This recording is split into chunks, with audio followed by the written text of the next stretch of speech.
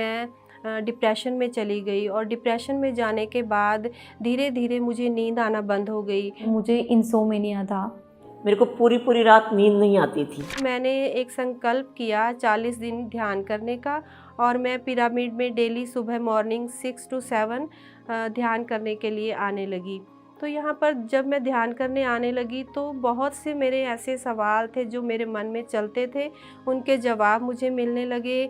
मेरी ज़िंदगी में मैं सवालों को ढूंढ रही थी, वो बहुत जल्दी जल्दी मुझे इन 2 सालों में जवाब मिलते चले गए हैं। वो सारी चीज़ें जो मेरी लाइफ में नई थी, जो मैं ढूंढ रही थी मेरी लाइफ में, वो सारी चीज़ें मुझे PSSM से, आनापानासती से मिला। और सबसे बड़ी बात है कि मेरी लाइफ में मुझे इंसोमेनिया था, जो मेडिटेशन के पहले मैं बहुत सफ़र कर रही थी।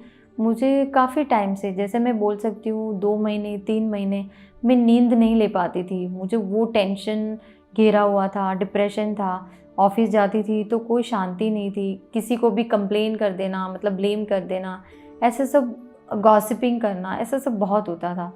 लेकिन जैसे जैसे मैं मेडिटेशन करने लगी, वो अंदर से वो सारी चीज़ें निकलने लगी। मैंने सोचा कि क्यों नहीं मैं ध्यान में जाऊं तो शायद उससे ठीक हो जाए।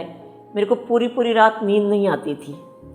मैं कभी भी उठ जाती 1 बजे 2 बजे और पूरे घर में घूमती रहती और बहुत ज़्यादा परेशान रहती थी। तो फिर मैंने ध्यान करने के लिए सोचा, आंख बंद करके बैठ जाती थी। तो करते करते पता नहीं कब मेरे को नींद आ जाती, पता नहीं चलता। लेकिन वो भी थोड़े दिन तक चला, फिर उसके बाद वापस वही परेशानी होने लगी। तो मैंने कई तरह के फिर म्यूज़िक सुनने से शुरू किए, ध्यान के वीडियो देखने शुरू किए। उन्होंने इतनी हेल्प करी मेरी कि धीरे धीरे मेरे को नींद की प्रॉब्लम भी दूर हो गई और मेरी जो प्रॉब्लम थी वो भी ठीक हो गई।